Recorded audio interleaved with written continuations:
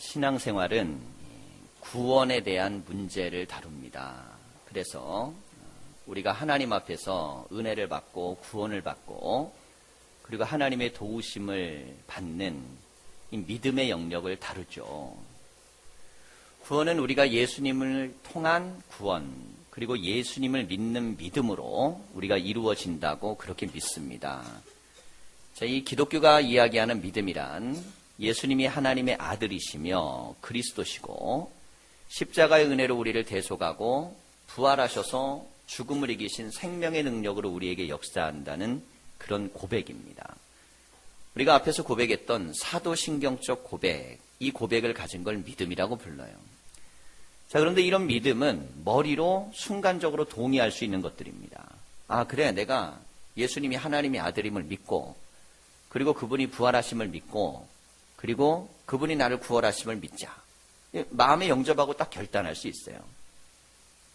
자, 이래서 우리 안에 이루어지는 구원은 영원한 하나님 나라에 이를 수 있는 하나님의 자녀의 자격을 얻는데, 문제는 무엇이냐면 자격을 가졌는데 그렇게 살아가느냐의 문제는 별개일 수 있다는 겁니다. 내가 예수님을 믿는데 믿는 사람처럼 살아가느냐, 하나님의 자녀가 됐는데 자녀처럼 살아가느냐, 이건 별개예요. 대통령 아들이 있습니다. 얼마나 존귀한 자리예요. 근데 대통령의 아들이 망나니처럼 인생을 살 수도 있습니다. 분명히 아들인 건 맞는데 아들답질 않은 거예요. 자, 우리가 예수님을 믿게 되면 하나님 자녀가 되는데 그게 맞는 건데, 그러려면 우리가 아들답게 살 수 있는 우리의 삶의 변화도 나타나야 됩니다. 그래서 오늘 예수님께서는 자신을 따르겠다고 따라온 사람들, 제자가 되겠다고 하는 사람들 많이 왔는데, 그들 앞에 너희들이 제자가 되려면 이런 각오를 하고 이런 자세를 가지고 서야 한다라고 이야기하면서 세 가지의 중요한 태도와 자세를 말씀하셨어요. 군대에 가면 아무리 학력이 높고 공부 잘하고 뛰어난 서울대 법대를 나온 사람도 무엇부터 배우냐면 차렷 경례부터 배웁니다. 누구나 다 똑같아요. 차렷 경례부터 가르칩니다. 아유, 당신은 영어를 너무 유창하게 하고 수학을 너무 잘하고 뭐 웬만한 세계적인 지식을 다 갖고 있으니까, 그러니까 당신은 그걸 배울 필요가 없습니다. 이렇게 안 하고 모두가 다 가장 기본적인 차렷 열중샷 경례를 배워요. 그리고 모두가 이게 다 될 때 공동체 안에서 생활하도록 허락합니다. 왜 그렇게 할까요? 인생을 살아가는데 중요한 건 머릿속에 들어가 있는 지식도 중요하지만 더불어 살아가는 자세가 중요합니다. 사람들과 더불어 살 수 있는 태도와 자세가 준비되지 않으면 오히려 그 사람이 가지고 있는 지식이나 경험이나 삶이 공동체를 파괴할 수도 있고 무너뜨릴 수도 있어요. 그러기에 삶을 살아가고 인생을 살아가는 데 있어서 지식만큼이나 중요한 건 삶의 태도입니다. 그래서 오늘 예수님께서 제자들에게 태도에 대한 걸 말씀하시는 겁니다. 세 가지를 이야기하셨어요. 첫째는 철저한 준비성을 이야기한 겁니다. 어떻게 하면 우리가 예수님 제자답게 성도답게 사는가, 철저하게 준비하는 태도를 늘 가져야 된다는 거예요. 어떤 사람이 망대를 세웁니다. 이 망대라는 게 전쟁이 일어나는 걸 앞두고 멀리 내다봐가지고 적들이 들어오는가를 관찰하는 역할을 하죠. 망대가 있고 없고는 내 생명이 살고 죽고를 결정하기 때문에 망대가 아무리 비싼 비용이 들어도 이걸 세우는 이유는 내 생명값보다는 싸기 때문입니다. 그게 망대를 세워요. 계획을 세워갖고 망대를 세우는데 이 비용을 정확하게 계산을 안 한 거예요. 짓다 보니까 어느 정도 짓고 나서 비용이 모자라게 됐습니다. 자, 이걸 보면 사람들이 뭐라고 하겠냐는 거예요. 비웃는다는 겁니다. 자, 예수님의 말씀은 지극히 현실적이에요. 자, 우리가 신앙생활 할 때, 어떻게 하다 보면 되겠지. 살다 보면 되겠지. 시간 지나면 되겠지. 그래서 되는 것들도 있습니다. 살다 보면 시간 지나면 저절로 되어지는 것들도 있어요. 근데 그런 것들은 아주 작습니다. 대부분의 것들은 철저하게 준비하고 계획하고 계산해야만 되는 것들이에요. 그렇게 인생을 살아야 된다. 그렇게 제자의 삶을 살아야 된다는 거예요. 그러면서 비용에 대한 문제를 이야기했습니다. 이 비용이 계산이잖아요. 숫자에 대한 이야기를 하신 겁니다. 뭐 자재비도 들어갈 거고 인건비도 들어갈 거고 시간에 대한 비용도 들어갈 겁니다. 근데 여기에 플러스 알파로 들어가야 되는 게 뭐냐면 어떤 상황이 생길지도 모르는 것에 대한 예비의 비용이 들어가야 됩니다. 우리가 교회에서도 예산을 짤 때 반드시 예비비를 가지고 가거든요. 어떤 것이든 간에 예측 불허한 상황이 생기는 것에 대한 비용을 가지고 있어야 됩니다. 그래야만 그것들을 감당할 수 있죠. 그럼 예수님은 왜 우리가 주님의 뜻대로 사는 것을 특별히 비용의 문제, 계산의 문제, 숫자의 문제, 돈의 문제로 우리에게 말씀하셨는가? 여러분 인생의 성패는 어디에서 나냐면 정확하게 계획하고 준비하고 그리고 대비하느냐 아니냐에서 성패가 납니다. 수치라는 게 이런 거예요. 제가 중학교 때인데 선생님께서 달나라의 우주선이 지구에서 쏴가지고 도착할 수 있는 그 가능성을 설명하는데 우리가 어리니까 그걸 잘 모르잖아요. 그러니까 설명을 쉽게 하시려고 이렇게 얘기하셨어요. 제가 그때 전이 살 때인데 거기에서 천안까지 화살로 쏴서 관역을 정확하게 10점 만점에 10점짜리를 맞춰야 된다. 그 정도가 되면은 달나라에 간다는 거예요. 근데 굽이굽이 그땐 도로가 안 났을 때라서 산 넘어 산이라 천안 가려고 그러면 보이지도 않아요. 차 타고도 30분인데 여러분 걸어가고 얼마나 먼 거리예요. 그런데 활을 쏴갖고 그게 가겠어요? 도달이나 하겠습니까? 선생님이 설명하고자 하는 건 이거였습니다. 사실은 불가능한 거라는 거예요. 이게 가능하려면 아주 정확하고 세밀하고 분명해서 전혀 오차가 발생하면 안 된다는 거죠. 그래야만 지구에서 달나라에 한번 갔다 오는 겁니다. 자, 그도 그럴 것이 우리가 좀 상식적으로 생각을 해도 오차가 예를 들어 0.0000001도가 났어요. 이건 뭐 거의 오차도 아니잖아요. 그럼 딱 맞는 거예요, 우리 눈에는. 현미경으로 봐도 제대로 오차가 나지 않을 정도로 참 잘 일치하는 건데 이게 출발하는 지점에서는요. 일치하는 것처럼 보여도 1km를 가고 1000km를 가고 10,000km를 가면 그때부터는 간격이 벌어져요. 그래서 도달하는 지점에는 이 사이가 너무너무 벌어져가지고 목표 지점에 도달할 수가 없는 거죠. 인생도 마찬가지입니다. 처음에는요, 비슷해 보여요. 출발하는 게. 근데 가다 보면 다 달라집니다. 인생의 길이 달라지고 성과가 달라지고 열매가 달라지고 인생의 모든 결과가 달라지는 이유가 무엇이냐면 출발 지점이 비슷하면 살다가 보면 어느 순간도 비슷하게 살 거라는 착각 때문에 그렇습니다. 근데 한 사람은 정확하게 계산하고 준비하고 철저하게 대비하면서 가고 한 사람은 그냥 대충 어설프게 되면 되는 식으로 가는 거예요. 그런데 그렇게 대충 살면 인생도요 대충 끝납니다. 신앙생활을 하는 사람들은 철저성을 가지고 믿음 생활을 하셔야 됩니다. 하나님 앞에 철저한 준비를 하고 그리고 매 순간마다 내가 정확하게 열심히 계산하고 그렇게 해야 돼요. 어떤 사람들이 그럽니다. 숫자가 중요한 게 아니다. 양보단 질이다. 자, 맞는 말이죠. 질이 중요합니다. 핵심이니까. 근데 양은 양 안에 질이 존재하는 거예요. 이게 양과 질은 사실은 불가분의 관계인데 중요성이 어디에 더 있느냐에 대한 문제는 질이 더 중요합니다. 양보다. 근데 양도 세지 못하면서 질을 알 수는 없어요. 양이 100마리 있는데 이 100마리를 하나하나 세지 않고는 한 마리의 상태가 어떤지는 알 수 없는 겁니다. 정확하게 셈을 해야 돼요. 그래서 성경에서는 숫자를 중요하게 다룹니다. 특별히 우리가 민수기 같은 경우 보면요. 아주 구체적으로 끝자리 숫자까지 명수를 세가지고 인구수를 갖다가 이렇게 통계를 냅니다. 그거 뭐 우리가 읽어봤자 무슨 의미가 있어요? 옛날 한 수천 년 전에 이스라엘 백성들 우리가 성경 읽어갈 때 가장 힘든 게 뭐냐면 민수기예요. 우리 족속의 조상의 할아버지 이름도 모르는데 거기는 뭐 이름에 거기에 족보에 명수에 숫자까지 다 나옵니다. 근데 왜 그렇게 어떻게 보면 후대 사람들에게 별 볼 일 없어 보이는 이 민수기가 성경 안에 들어갈 수 있는가? 그 이유는 정확한 숫자에 대한 개념이 중요하기 때문에 그런 거예요. 여러분 우리가 무엇을 판단할 때 수치적으로 정확한 판단력을 가지고 있어야 됩니다. 그리고 이 수치의 판단력을 갖는다라는 것이 정확해야만 시간이 지나고 거리가 멀어져도 오차가 발생하지 않게 돼 있어요. 가정경제도 마찬가지입니다. 성도들이요, 축복을 받으려면 가정경제에서 난 하나님 물질적으로 복을 받고 싶습니다.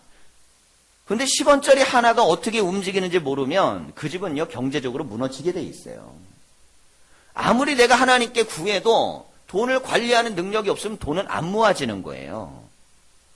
그래서 예수님께서도 정확하게 준비하고 돈 계산하고 시간 계산하고 준비하고 그렇게 뭔가 세우려고 하라는 겁니다. 자, 기업이든 교회든 혹은 사회든 국가든 다 마찬가지입니다. 대충 얼버무리면서 그렇게 계산을 해가지고는 나라든 사회든 국가든 엉망이 돼버리죠. 우리가 이런 표현을 씁니다. 저 사람은 너무 계산적인 것 같아. 야, 뭐 그것까지 그렇게 신경을 쓰냐. 그런 것까지 하면 머리가 아파. 여러분, 이렇게 이야기하는 이야기를 우리가 잘 귀담아 들어야 됩니다. 저 사람은 정말 계산적인 것 같아 했을 때 그 계산적이라는 표현은 두 가지 표현이에요. 하나는 너무너무 이기적이라는 거예요. 자기만 생각하고 자기 이익만 생각하고 남하고의 관계에서 조금이라도 더 남기려고만 생각하고 이렇게 얘기할 땐 나쁜 의미로 저 사람은 계산적이야 그럽니다. 자, 우리 성도들은 그런 사람이 되면 안 돼요. 남들이 보기에는 야, 저 사람은 정말 모든 면에서 남들도 생각하고 배려하고 판단하는 사람이야. 이게 좋은 평가죠. 하지만 이와 반대적인 개념으로 똑같은 말을 씁니다. 참, 저 사람은 계산적이야. 여기에서 계산적이라는 건 철저하면서도 분명하면서도 완벽하게 준비하면서 간다는 거예요. 그런데 이 준비성과 철저성은 중요한 자세입니다. 지금 예수님이 이야기하시는 건 그겁니다. 남에게 손에 안 입히고 불이익 안 주고 그러면서 내 것을 만들어갖고 철저하게 하는 거. 남들이 생각하는 것보다 하나를 더 생각해야 돼요. 자, 내 인생은 이런 겁니다. 다른 사람은 내 인생을 쉽게 평가합니다. 쉽게 말해요. 사실 별 관심도 없습니다. 나에 대해서 그래서 수박 겉핥기처럼 이야기하고 말아요. 편하게 얘기하고 편하게 표현하고 편하게 다가옵니다. 근데 그 사람은 어떤 말을 하든 내 인생에 대한 책임을 져주진 않습니다. 무슨 말을 하든, 예를 들어 그 사람이 칭찬을 하든 나를 원망을 하든 비난을 하든 그 사람이 내 인생에 책임까지 져주진 않아요. 근데 나는 남들이 어떤 말을 하는 것에 흔들리거나 표현 때문에 내가 좌지우지 됐다면 내 인생의 책임은 내가 져야 됩니다. 그래서 언제나 남이 어떻게 보든 간에 나는 철저하고 준비된 인생을 살아야 돼요. 여러분, 예수님 믿는 사람들, 신앙생활하는 예수님의 제자들은 내 인생에 대한 미래에 대한 이 계획이 분명하셔야 됩니다. 앞으로 내가 5년 후에 뭘 할지, 10년 후에 뭘 할지, 자녀를 어떻게 키울지, 경제를 어떻게 운영할지 그런 것들에 대한 개념들을 하나하나 차곡차곡 철저하게 준비하라는 거예요. 그럼 왜 준비하라는 걸까요? 망신당하지 않으려면 준비하라는 겁니다. 지금 예수님 제자가 되겠다는 사람들이니까 이 사람들 꽤나 신앙생활 열심히 하고요. 하나님 앞에 잘 살겠다고 따라온 사람들이에요. 그런데 예수님이 그러시잖아요. 열심과 열정도 중요하지만 그것만 갖고는 안 되고 자세 몇 가지, 세 가지를 너희들이 가져야 되는데 첫째는 철저하게 준비하고 그리고 계획할 수 있는 그런 마음을 가진 사람만 날 따라와라 그런 겁니다. 성공적인 인생은 누가 살까요? 성공적인 인생은 준비된 사람만 성공합니다. 준비된 사람만 성공하는 거예요. 그리고 대비하고 계획하는 것이 철저한 사람들만 그 분야에 성공합니다. 우리는 이렇게 하면 안 돼요. 대충 살면서 복은 완전하게 받으려고 그런다. 하나님도요, 대충 주세요. 대충. 뿌린 만큼 거두는 겁니다. 우리가 믿음의 생활을 할 때는 하나님 앞에 말씀처럼 다가서셔야 돼요. 그렇게 돼야 하나님도 우리에게 철저하게 주시는 거예요. 그래서 우리는 요행과 행운을 바라는 사람이 되면 안 되고 뿌린 것에 대한 열매를 거두는 믿음을 가지셔야 됩니다. 거기에다가 하나님이 더하기를 해주시면 더 감사하죠. 그렇게 감사해야지 내가 뿌린 건 20밖에 안 뿌려놓고 거두는 건 갖다 200을 거두려는 이런 도둑놈 심보를 갖고 있으면 하나님은요 우선 20밖에 안 주시는 거예요. 깨달을 때까지. 그리고 내가 인생을 지금 살고 있는 건 뿌린 만큼 사는 겁니다. 그런데 어떤 사람은 내가 200을 다 뿌렸는 거예요. 그러면서도 하나님 앞에 하나님 제가 뿌린 만큼만 거두면 됩니다. 자세를 이렇게 갖는다는 거죠. 그랬더니 하나님이 너무 기특해가지고 더 주신다는 거예요. 이게 달란트 비유의 핵심입니다. 그냥 나는 주어진 것에 충성을 다한 거예요. 맡겨진 걸 충성을 다했더니 주인이 보니까 착하고 충성돼서 더 주셨다는 거지. 나는 어설프게 하고 대충 하고 계획 없이 하고 그냥 시간 지나면 될 줄 알고 그렇게 했는데 좋아지는 법은 없어요. 근데 인생에서 그게 딱 한 번 되는 경우가 있는데 이게 뭐냐면 로또예요, 로또. 로또는 대충 한 번 사봤는데 완벽하게 이루어지잖아요. 근데 끝을 봐야 돼요. 로또가 당첨되는 것까지를 끝으로 보면 그게 성공인데 당첨된 돈이 어떻게 그 사람의 인생을 움직이는가까지 봐야 됩니다. 대부분은 다 망합니다. 대충 해서 어마어마한 돈을 번 사람은요, 인생을 대충 사는 걸로 완전히 망하게 돼 있어요. 그래서 로또가 당첨되기 전보다 훨씬 불행해집니다. 이 인생은 도박의 심리를 가지시면 안 돼요. 어느 날, 진짜 좋아지는 날 있겠지. 뭐 괜찮아지는 날 있겠지. 좋아지는 날과 괜찮아지는 날은 준비된 사람에게만 오는 겁니다. 준비된 사람에게만 오는 거예요. 어떤 사람이 한 가지 일을 했는데 인생에 사업을 하거나 구상을 하고 했는데 실패했습니다. 또 한 가지를 했는데 또 실패를 했어요. 근데 다른 것을 했는데 이 사람이 성공을 했어요. 그럼 사람들은 겉보기에 저 사람은 첫 번째, 두 번째는 실패했는데 세 번째 건 성공했어. 그게 그 사람한테 잘 맞나 봐. 겉보기는 그렇게 보이지만 핵심은 거기 있는 게 아닙니다. 그 사람은 첫 번째도요, 성공하기 위해 열심히 살았지만 실패한 거예요. 두 번째도 성공하기 위해서 열심히 살았지만 실패한 겁니다. 근데 세 번째는 성공해서 열심히 살았는데 성공한 거예요. 대충 살았는데 세 번째 게 맞아떨어진 게 아니고 아무리 내가 인생에 실패를 했어도 마침내 성공하는 사람의 특징은 열심히 최선을 다해 준비하면서 배움을 갖고 노력하기 때문에 마침내 성공한다는 겁니다. 그래서 신앙에 대한 마음을 이런 생각을 가지셔야 돼요. 이런 경우들이 있어요. 이 신학교 오는 경우도 이런 경우들이 있는데 인생에서 막 이것저것 다 실패하는 거예요. 이것도 실패, 저것도 실패, 저것도 실패, 이것도 실패. 그러면 어느 날 갑자기 은혜를 받았다 그러는 거예요. 하나님께서 나를 목사를 만들려고 모든 길을 막았대요. 여러분 그분이 현장에 들어오면 목회 성공할까요? 100% 실패합니다. 여러분 목회가 세상에 있는 것보다 훨씬 어려워요. 훨씬 어렵습니다. 그런데 사람들이 이상한 걸 가르쳐 놨어요. 세상에도 성공을 못하는데 여러분 교인들이 다양하고 많은 사람의 경험과 생각과 판단과 지식과 모든 것들 다 다른 사람들의 뜻들을 하나로 모아서 하나님의 말씀과 은혜로 나아가는 게 이게 쉬운 일일 것 같으세요? 성공한 사람이 들어와도 성공하기 쉽지 않은데 실패한 사람이 들어와 성공한다고는 불가능합니다. 그런데 이상한 걸 만들어 놨어요. 많은 사람들이 착각하게 만드는 거예요. 내가 뭔가 안 풀리면 하나님이 막으셨다는 거예요. 하나님이 왜 실패하도록 막습니까? 하나님께서. 자기가 인생을 실패하게 산 거죠. 책임을 절대 하나님께 돌리면 안 돼요. 우리는 우리의 인생에 대한 책임을 전부 다 내가 떠안아야 됩니다. 그러면서 내가 성공적인 인생을 살았는데 어느 날 주님이 부르셔서 너 주의 길을 가라. 그러면 거기서 잘 하겠죠. 그 사람은 늘 습관이 그렇게 돼 있으니까 준비하고 철저하고 대비하고 하는 것이니까. 많이 봤습니다. 어느 날 갑자기 계시받았다고 인생을 그냥 가볍게 살고 준비 없이 살고 습관도 제대로 돼 있지 않고 대인관계든 일처리든 다 엉망인데 어느 날 갑자기 은혜 받았다고 주 얘기를 하겠다는 거예요. 그거요. 몇 개월은 유지되지만 인간의 버릇과 습관은 고쳐지는 게 아닙니다. 그대로 합니다. 그대로. 그래서 다 무너지는 거예요. 어느 영역이든 다 마찬가지입니다. 내가 여기서 잘못되면 어느 날 갑자기 기도 열심히 해가지고 하나님이 나에게 힘줘갖고 새 사람이 되는 게 아니라는 거예요.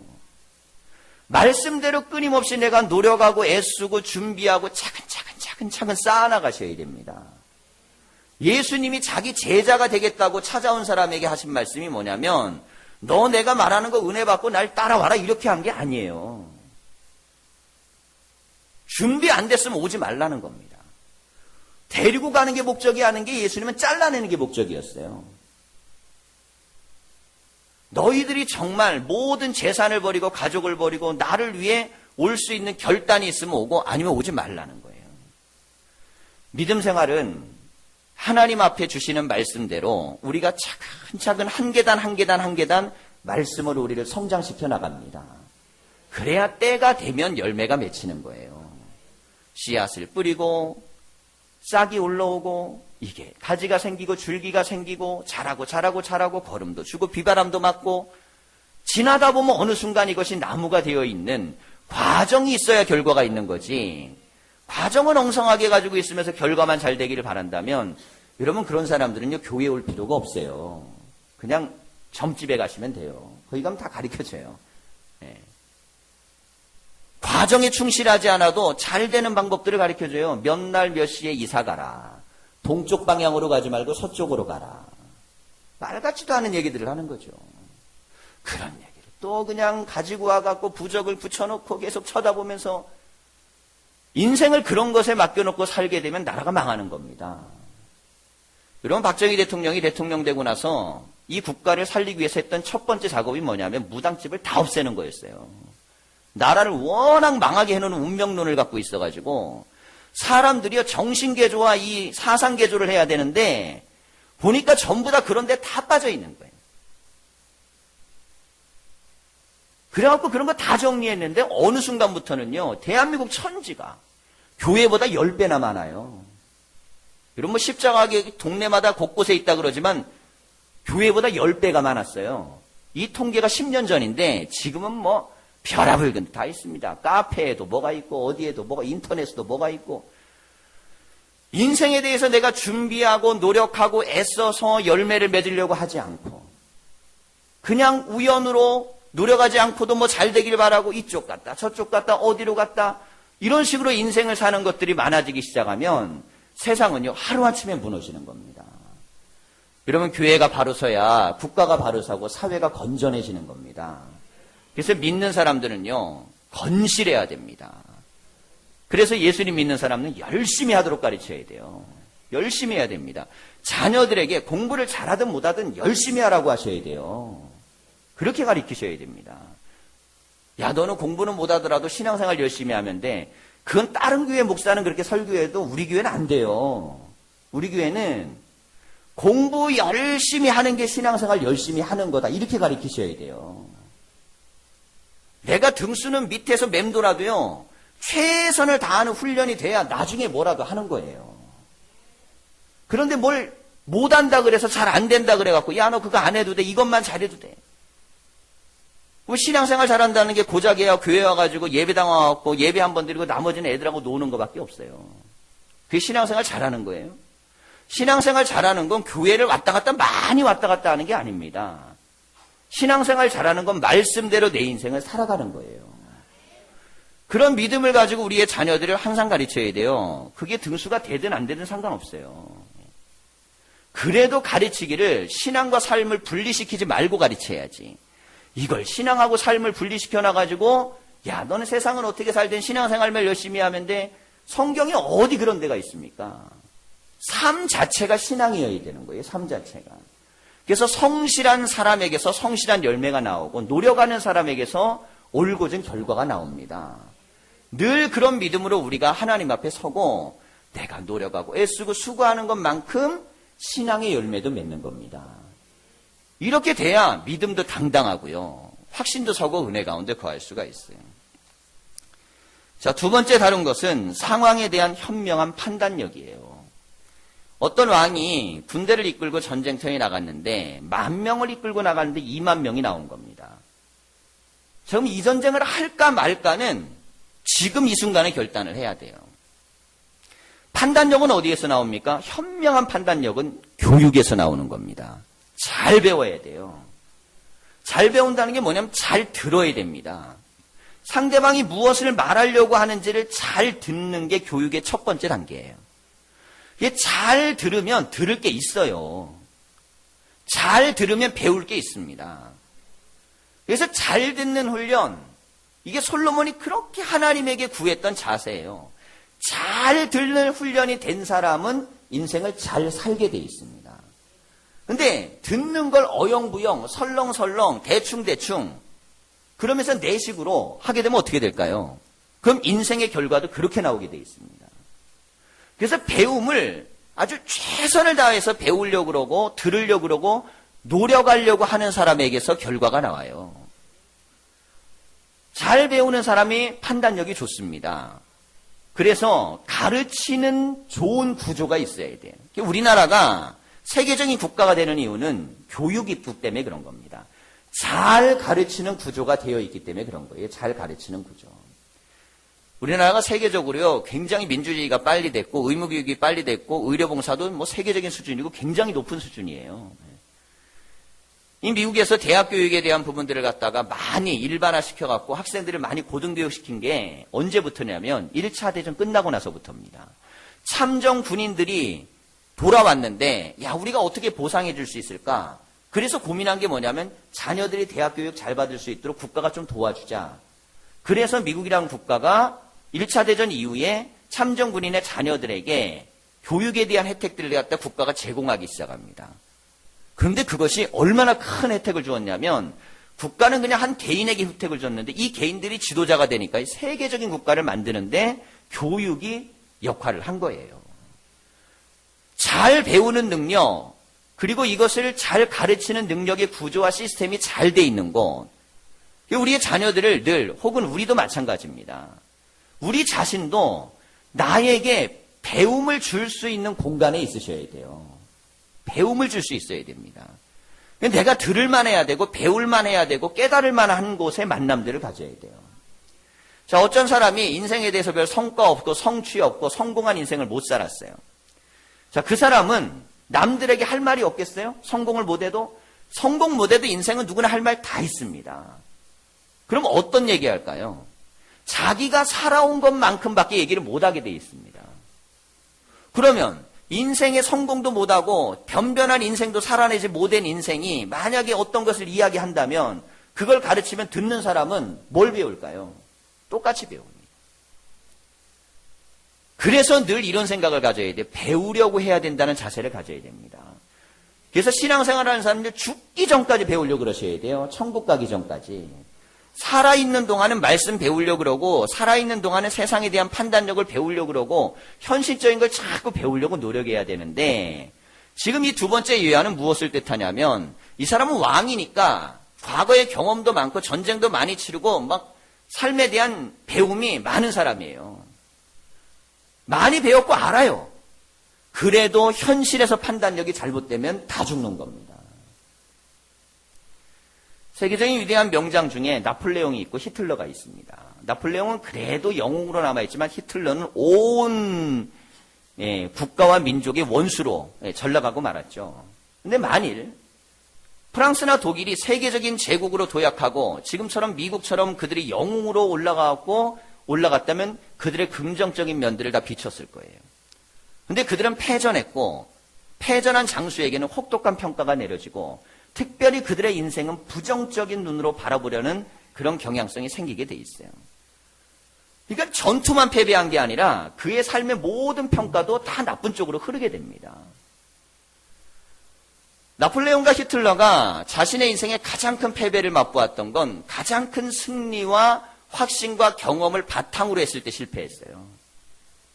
잘 이기니까 잘 되니까 야 이렇게 하면 되겠다 싶으니까 그 배움과 경험을 가지고 내가 이때까지 가졌던 거 되니까 이것도 될 거야 라고 믿었죠. 나폴레옹이 위대한 말 했잖아요. 나에게 불가능은 없다. 근데 불가능이 있었죠. 넘지 말아야 될 산을 넘어 러시아를 공격한 겁니다. 그들은 러시아를 들어갈 때 이전까지 유럽식의 전투가 벌어질 줄 알았어요. 유럽에서는 서로 막 광야에서 만나갖고 서가지고 자세 취해갖고 총 쏴갖고 싸우잖아요. 러시아를 갔는데 다 굶어 죽으면서 얼어 죽으면서 다 넘어갔는데 러시아 군인들이 다 도망가 버린 거예요. 그래서 거기서 얼어 죽고 굶어 죽었습니다. 그래서 전쟁에서 졌습니다. 생각하지 못한 변수가 있었어요. 날씨가 자기들을 죽일 거라고 생각하지 못한 거예요. 내가 이때까지 성공했다 할지라도 여러분, 그렇다고 미래가 계속 성공이 보장되는 게 아닙니다. 내가 과거가 잘 됐다고 앞으로도 잘 되는 게 아니에요. 이전까지 내가 판단력이 옳았도 지금도 오를 수 있는 것도 아닙니다. 그래서 지금 현재 상황이 어떤지를 볼 수 있는 눈이 있어야 돼요. 앞으로 어떤 세상이 열린지를 판단하는 눈이 없으면 그러면 무너지는 겁니다. 지금 왕은 현재와 미래에 일어날 전투에 대한 판단력을 가지고 이 판단력을 적절하게 안 하면 온 군대가 무너질 수 있어요. 나가서 이기려고 나간 전투입니다. 이기려고.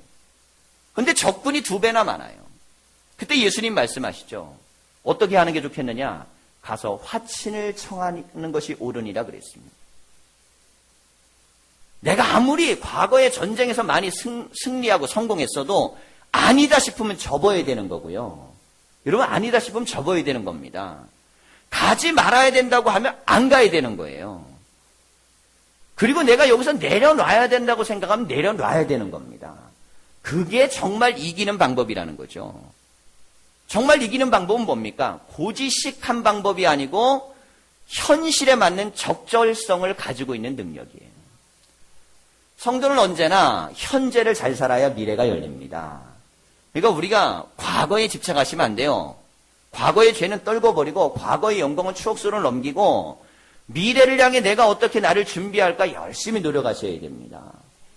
그래서 예수님 믿는 사람은요, 열심히 배우려고 그러셔야 돼요. 신문도 열심히 읽으시고요. 책도 열심히 읽고 성공한 사람들 있으면 붙잡아 놓고 30분, 1시간이라도 자꾸 들어보고 나보다 더 성공하고 인생관이 있고 분명한 가치를 줄 수 있는 배움을 자꾸 가지시려고 그래야 돼요. 그래야 조금 더 좋아지고 나아지는 겁니다. 기독교는 철저하게 책의 종교고 배움의 종교고 교육의 종교입니다. 구원은 뭘 통해 일어나면 배움을 통해 일어나는 거예요. 예수님도 가르쳐서 믿는 겁니다. 인생을 성공하려면 어떻게 해야 되는가? 나의 노하우만 가지고 인생을 계속 다람쥐 쳇바퀴 돌듯이 돌아보십시오. 점점 더 안 풀리게 돼 있어요. 열리려면 열어낸 사람을 만나야 됩니다. 열어낸 사람의 얘기를 들어야 되고 열어낸 사람의 비판을 들어야 되고 열어낸 사람의 관점을 들어봐야 돼요. 저 사람은 어떻게 저걸 열었을까? 저걸 어떻게 해결했을까? 어느 때는 그 사람이 날카롭게 나를 지적할 수도 있고 어느 때는 나를 격려할 수도 있고 힘을 줄 수도 있지만 내가 그것을 들을 수 있는 능력이 없다면 그대로 그냥 살다가 어느 순간 세상이 변할 때 나고자가 되고 마는 게 인생입니다. 1980년대까지만 해도 신앙에 대한 것들을 설교할 때 대부분 열심히 믿음으로 나아가자고 했습니다. 왜냐하면 그때는요, 열심히 살면 될 때였어요. 열심히 하면 정말 됐습니다. 자, 근데 90년대가 넘어가고 세계화가 이루어지고 글로벌이 이제 자본의 형성으로 세계화가 이루어지면서 열심히 하는 것보다 더 중요한 건 정확하게 분석하는 게 중요합니다. 내가 열심히 했는데 잘못 분석해 놓으면요, 인생 다 무너지는 겁니다. 그러니 신앙이라는 건 무엇을 갖는 거냐면 세상을 보는 안목과 눈, 이것을 갖는 것이 바로 신앙인데 구약의 예언서들은요, 전부 다 미래 예언서로 돼 있어요. 국가들은 지금 어떻게 되고 있고 민족들은 어떻게 운영되고 있고 사회는 어떻게 돌아가고 있다. 하나님의 말씀을 붙들고 믿는 자는 어떻게 행동하라 이렇게 돼 있습니다. 그래서 미래에 대한 예측, 이 예언이라는 게 그냥 어느 집으로 이사 갈까, 어느 방향으로 갈까, 며칠 날 갈까 이런 게 아니에요. 세상의 변화와 흐름을 갖다 정확하게 읽고 어떻게 믿는 사람은 거기에 살아갈까를 알려주는 게 그게 바로 구약의 예언입니다. 그래서 구약의 예언은 철저하게 사회 속의 개인이 어떻게 살아갈지에 대한 답변으로 되어 있습니다. 우리가 믿음을 갖고 신앙생활할 때 예수님을 믿는 사람들은 하나님 의지하고 믿고 기도하면서 세상도 열심히 배우려고 그러셔야 됩니다. 그래야 세상을 이기는 거예요. 마지막 끝으로 세 번째는 능력에 대한 이야기를 하셨어요. 능력이 있어야 된다. 소금이 만일 그 맛을 잃으면 무엇으로 짜게 하리요 그랬어요. 이게 이제 소금이 바다에서만 캔 게 아니라 산에 있는 동굴에서도 캤거든요. 근데 이게 소금을 감싸고 소금기가 있는 것을 감싼 돌멩이가 있는데 이게 광모석이라는 게 있습니다. 근데 이게 소금하고 구별이 잘 안 돼요. 소금 덩어리하고. 그럼 어떻게 하면 알 수 있냐면 깨보면 알거나 물에 담그면 아는데 소금은 물에서 녹잖아요. 광모석은 돌이기 때문에 소금 기운만 녹습니다. 안에 돌멩이는 안 녹아요. 그러니까 소금이 그 맛을 잃으면이라는 것은 광모석을 주변을 감싸고 있는 소금기가 녹아버리면 돌멩이밖에 안 남기 때문에 이 돌멩이는 거름으로도 못 쓰니까 소금으로도 못 쓰고 거름으로도 못 쓰니까 어떻게 밖에다가 버린다는 거예요. 신앙생활이 버림받은 인생이 되면 안 되겠죠. 버림받은 인생이 되면 안 됩니다. 그러니까 겉으로 보기는 성도인데 알맹이는 성도가 아니야. 버림받는다는 거예요. 겉으로 보기엔 기도인데 진정 기도가 아니야. 그 기도는 응답이 안 되는 겁니다. 겉으로 보기엔 예배인데 진짜 예배가 아니야. 그럼 하나님이 그 예배를 받으시지 않는 거예요. 겉으로 보기엔 봉사인데 그게 진정으로 봉사가 아니야. 그 봉사는 참 열매를 맺을 수 없다는 거예요. 그러니 정확하게 그 안에 무엇이 담겨져 있어야 되면 맛이 담겨져 있어야 됩니다. 우리가 믿음을 갖고 신앙생활을 하고 하나님께 나아갈 때는 이게 진짜인지 가짜인지는 녹여보면 알아요. 녹여본다는 게 뭡니까? 결과 보면 안다는 게 결과 보면. 우리 안에는 예수님 믿는 것에 대한 능력이 나타나야 됩니다. 근데 예수님이 말씀하신 최고의 능력이 뭐예요? 기도의 능력입니다. 믿음의 능력이에요. 믿음과 기도의 능력은 무엇이든 다 할 수 있어요. 실제로 그렇습니다. 그런데 믿음과 기도의 능력이 안 나타나고 알고 봤더니 이건 소금이 아니라 돌덩어리였다. 그럼 결국 버려지는 겁니다. 우리가 하나님 앞에 와서 기도할 때 참 믿음과 고백을 갖고 기도하시기를 축원합니다. 기도 한마디를 하더라도 하나님에 대한 진실한 믿음이 있으셔야 돼요. 예배 한 번을 드리더라도 살아계신 하나님이 이 앞자리에서 예배를 받으시고 계신 거에 대한 분명한 고백이 있어야 됩니다. 그런 고백 없이 드려지는 예배, 그냥 예배를 드려도 자세나 태도나 행동이나 모든 것들 어디 연극이나 공연과 가지고 앉아있는 게 아닙니다. 우리는 살아계신 하나님 앞에 와 있는 거예요. 그러니 중요한 건 자세와 태도, 내 마음에 있는 진정성입니다. 그때 하나님이 예배를 받는 거예요. 그래서 예배는 보는 게 아니고 드리는 겁니다. 우리가 무슨 뮤지컬 구경하러 온 게 아니잖아요. 코미디 구경하러 온 게 아니에요. 아유, 우리 목사님은 설교가 재미없어. 재밌는 건 개그 콘서트. 오늘 밤에 기다리시면 돼요. 아침에 예배 드릴 땐 재미를 듣는 게 아니고 하나님이 도대체 우리 교회와 나에게 무엇을 들려주기를 원하는가. 들어봤더니 99% 나하고 다 상관없어도 1%라도 들을 게 있으면 그걸 건지려고 해야 돼요. 그래야 그 사람이 1%를 건지고 나가서 내 인생을 바꾸는 인생을 살죠. 99% 아무 쓸데없는 말처럼 들려도 나에게 들리는 한마디는 있게 돼 있습니다. 아무렴 여기서 쓸데없는 농담이나 하고 여기에서 별 볼 일 없는 얘기만 하겠습니까? 다 하나님 말씀에 기반하고 하나님이 주신 지혜와 지식을 갖고 기도하면서 준비된 말씀은 1%라도 나에게 들리는 말씀이 있게 마련입니다. 뭘 듣고 어떻게 바라보고 하나님께 나아가느냐에 따라 이 태도와 자세. 신앙생활에 복을 받은 사람은요, 보면 압니다. 아, 이 가정은 되겠구나. 이 사람은 되겠구나. 이 믿음은 되겠구나. 이 기도는 되겠구나. 이런 건 뭐 목사만 압니까? 주변에서 보는 사람도 다 알아요. 야, 저 사람 지금 힘들고 어렵지. 야, 환란이 있구나. 어려움이 있구나. 야, 그렇지만 이 사람은 될 거야. 그런 사람 있어요. 근데 어떤 사람은 야, 어떻게 이런 좋은 환경 속에서 인생을 저렇게 살까? 그런 사람도 있습니다. 다 봅니다. 주변에서. 옆에서 다 합니다. 성도는 남들이 우리를 볼 때 이렇게 보여야 돼요. 어떻게 저렇게 살아낼 수 있지? 어떻게 저 상황에 어떻게 저렇게 믿어낼 수 있지? 어떻게 저 상황에서 저렇게 기도할 수 있지? 어떻게 저 상황에서 저렇게 하나님 예배할 수 있지? 하나님께서요, 그런 사람들을 반드시 은혜와 복으로 채워주셔서 하나님이 살아계시면 누구를 통해 증명되겠어요? 준비되고 그리고 하나님 말씀대로 그렇게 판단력을 가지고 능력을 갖고 살아가는 사람에게 하나님이 복을 주셔야 신앙도 믿음도 하나님 앞에 그런 자세가 있는 사람이 복을 받아야지 남들도 다 그런 신앙생활을 하지 않겠습니까? 오늘 주님께 나아갑니다. 열매 맺을 만큼 노력하는 거고요. 응답 받을 만큼 기도하는 거고요. 하나님이 역사할 만큼 예배를 드리셔야 됩니다. 세상도 그렇게 살아야 돼요. 될 수 있는 데까지 노력해서 되게 하셔야 돼요. 평생 내 입에서 안 되고 못 되고 잘못되고 하는 거 나는 그렇게 말하는데 그 말 들어야 되는 사람 인생까지 망치는 거 아닙니까? 우리의 입술에서는 성경의 말씀처럼 이루어지는 고백이 있고 간증이 일어나고 축복이 일어나고 말씀대로 우리가 살아 예수님이 보시기에 칭찬할 만한 제자 삼을 만한 그리고 교회의 기둥으로 하나님이 자꾸 자랑하고 싶은 세상에 막 내놓고 싶은 거예요. 야, 이 장로 봐라, 이 권사 봐라, 이 집사 봐라, 이 성도 봐라. 하나님이 자꾸 내보내고 알려주고 이렇게 보여주고 싶은. 여러분 기왕이면 그런 신앙생활을 한다면 그를 통하여 이루실 하나님의 축복과 은혜가 넘치게 될 줄 믿습니다. 우리가 믿음으로 가는데 여러분 축복과 은혜는요 어영부영 설렁설렁 그냥 하다가 받는 게 아니에요. 오늘 말씀처럼 철저하게 준비하고 또 하나님 말씀 앞에 서고 우리가 40일 기도회를 또 준비합니다. 이 기간 동안 우리가 기도 제목을 놓고 간구할 때 살아계신 하나님이 반드시 역사할 믿음을 붙드십시오. 가정마다 역사가 있고 개인마다 은혜가 있고 모든 교인에게 축복이 있을 줄 믿습니다. 기도하겠습니다.